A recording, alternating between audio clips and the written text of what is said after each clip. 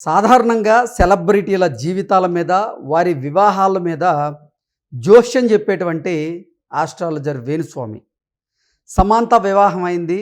సమాంత వివాహం మీద వేణుస్వామి జోష్యం చెప్పలేదు, సైలెంట్ అయ్యారు. దానికి కారణం నాగ చైతన్య అభిమానులు గతంలో వేణుస్వామికి ఇచ్చినటువంటి వార్నింగ్ వల్లే వేణుస్వామి సైలెంట్గా ఉన్నారనేటువంటి వార్తలు వస్తున్న నేపథ్యంలో వీటి మీద మనం క్లారిటీ తీసుకునేటువంటి ప్రయత్నం చేద్దాం. ప్రస్తుతం మనతో పాటు ఉన్నారు ప్రముఖ రాజకీయ విశ్లేషకులు, ప్రముఖ సీనియర్ జర్నలిస్ట్ శ్రవణ్ కుమార్ గారు. వారితో మాట్లాడదాం. శ్రవణ్ గారు నమస్తే. నమస్తే అండి. సాధారణంగా సెలబ్రిటీల జీవితాల మీద, అలాగే వారి వివాహాల మీద జోష్యం చెప్పేటువంటి వేణుస్వామి ఇప్పుడు సమాంత మళ్ళీ వివాహం చేసుకున్నారు. కానీ ఆ వివాహానికి సంబంధించి మాత్రం జోష్యం చెప్పకుండా సైలెంట్గా ఉన్నారు. దానికి కారణం గతంలో నాగ చైతన్య అభిమానులు ఆయనకి ఇచ్చినటువంటి వార్నింగ్ వల్లే ఆయన సైలెంట్గా ఉన్నారనేటువంటి వార్తలు వస్తున్నాయి. దీని మీద మీ విశ్లేషణ ఏంటంటే? నిజంగా మన సెలబ్రిటీలు, ముఖ్యంగా సినిమా సెలబ్రిటీల విషయంలో ప్రేమలు, వివాహాలు, విడాకులు వచ్చినప్పుడు ఈ మధ్యకాలంలో తగుదనమ్మ అంటూ జోష్యం చెప్పుకుంటూ ముందుకు వచ్చినటువంటి స్వామి గురించి అందరికీ తెలిసిందే.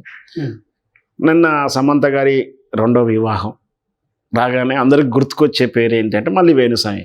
మళ్ళీ వస్తాడా, మళ్ళీ ఏమైనా వ్యాఖ్యలు చేస్తాడా? గతంలో అయితే తప్పించుకున్నాడు. ఏం తప్పించుకున్నాడు? చెప్పకూడు తప్పించుకున్నాడు, లేదా జనం తన్నేది తప్పించుకున్నాడు అనేది గుర్తుకొచ్చింది వేణుస్వామి. ఒక్కసారిగా అందరూ గుర్తుకొస్తుంది. నిజంగా అతను ఏ వ్యాఖ్యలు చేయకపోవడం మనం స్వాగతించాలి, ఆనందపడాలి. దాంతోపాటు ఇందు మూలంగా మనం చెప్పాల్సిన సందేశం ఏమిటంటే, ఇట్లా బుద్ధి వచ్చి అందరూ సైలెంట్ ఉండాలి, వ్యాఖ్యలు చేయకుండా ఉండాలి అనేది.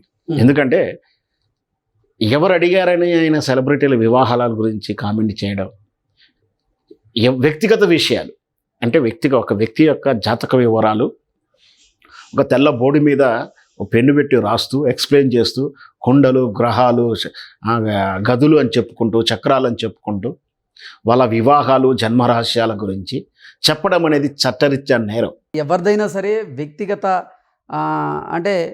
వ్యక్తిగతమైనటువంటి వారి జీవితానికి సంబంధించిన జాతక విశ్లేషణ చేయడం కానీ, వారి వివాహానికి సంబంధించిన జాతక విశ్లేషణ చేయడం కానీ, వారి అనుమతి లేకుండా అసలు చేయడం అనేది మంచిది కాదు. ఖచ్చితంగా మంచిది కాదు. చట్టరీత్యా నేరం అది. చట్టరీత్యా నేరం. నేను గతంలో కూడా ఒకసారి చిరంజీవి గారికి మనవడు పుట్టినప్పుడు కూడా తను ఏదో ఒక కుండలు జోక్యం వేసేసుకున్నాడు. అప్పుడే పసిగుడ్డు మీద జాతకం చెప్పినప్పుడే పోక్సో చట్టం కింద ఈయన లోపడేయాలని చెప్పి డిమాండ్ చేసిన నేను.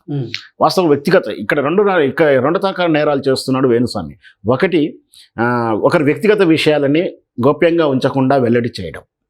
దాంతోపాటు దీంట్లోనే ఇంకొక నేరం ఏంటంటే, వాళ్ళని షేమ్ చేస్తూనో, డిఫ్లేమ్ చేస్తూనో, వాళ్ళని భయాందోళన గురి చేస్తూ సస్తావు బతుకుతావు, లేదంటే విడాకులు అవుతాయని యొక్క లోను భీతిని కలిగించడం కూడా నేరం కింద చూడాలి. వీటన్నిటికన్నా కాకుండా ధర్మశాస్త్రాల ప్రకారం, జ్యోతిష శాస్త్రాల ప్రకారం, హిందూ ధర్మాల ప్రకారం ఒకరి జాతకం చెప్పడం అనేది నేరం. అది కూడా పాపమే.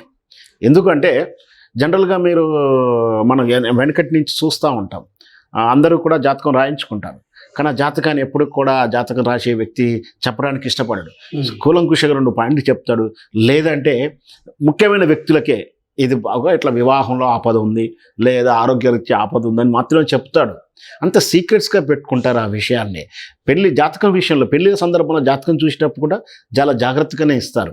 అట్లాంటి జాతక రహస్యాన్ని పెట్టాల్సిన విషయాన్ని కూడా కుండలాలు వేసి అవి వేసి చెప్తుంటే పాపం పండింది. నాగ చైతన్య శోభితల పెళ్లి సందర్భంగా చేసిన వ్యాఖ్యలు చాలా వివాదాస్పదమైనవి. దాంతో వెంటనే అందరూ కేసు వేయడం, చివరికి మహిళా కమిషన్ ముందర వెళ్ళి చేతులు కట్టుకొని చంపలు నేరకేసుకుని, బహుశా మనం ఇంకా స్పష్టంగా చెప్పవచ్చు, ముక్కు నేలకు రాసి వచ్చాడని కూడా చెప్పవచ్చు. అంత ఘోరంగా పాశ్చాత్తపడే వ్యక్తి. ఇక నుంచి నేను సెలబ్రిటీల గురించి ఏం చెప్పనని చెప్పి, అంటే ఇక మీదట నేను సెలబ్రిటీల జాతకాలు చెప్పనని, వారి వివాహాలకు సంబంధించినటువంటి జాతక విశ్లేషణ చేయనని చెప్పిన తర్వాత కూడా ఆయన పలు సందర్భాల్లో కొంతమంది గురించి జాతక విశ్లేషణ చేస్తూ కొన్ని పరోక్షంగా చేశాడు. అంత భారీ ఎత్తున కాకుండా పరోక్షంగా చేస్తూ ప్రస్తావిస్తూ ఏదో ఒక రకంగా ఇస్తున్నాడు. ఎందుకంటే అలవాటు పడినటువంటి కుక్కలు మరగడం అలవాటు మానన్నట్టు ఆయన కూడా తత్వాన్ని పూర్తిగా మర్చిపోలేదు. ఓకే, బహుశా రాజకీయ విశ్లేషణ ఆ విధంగానే చేస్తున్నాడు. ఏదైనా సరే చాలా వరకు అయితే ఇప్పుడు ఆయన మెచ్చుకోవాల్సింది ఏంటంటే, లాంటి వివాదాస్పద వ్యాఖ్యలు చేయకుండా సైలెంట్గా ఉన్నాడు. ఇట్లా రేపొద్దున వీనే కాదు, ఇంకా చాలామంది ఉన్నారు జాతకాల పేరు మీదనో రత్నాల పేరు మీదనో ప్రజలని మభ్యపెడుతూ లేని విషయాలన్నీ ఉన్నట్టుగాను అది కొనుక్కుంటే ఇది వచ్చింది, ఇది తీసుకుంటే అది వచ్చింది, నమ్మకాన్ని ఒమ్ము చేస్తూ మోసం చేసే వాళ్ళకు తగిన గుణపాఠం అని చెప్పాలి. ఖచ్చితంగా ఇట్లాంటి వాళ్ళకు ఇట్లా మనం అందరం మీరే కానీ మేమే కానీ సోషల్ మీడియా కానీ ప్రజలే కానీ చట్టాలే కానీ అపోజ్ చేస్తే ఒకరి వ్యక్తిగత విషయాలను ఈ విధంగా కామెంట్ చేయకుండా ఉంటారు. ఇది మంచి స్వాగతించాల్సిన విషయం. ఓకే అండి, థ్యాంక్ యూ సో మచ్.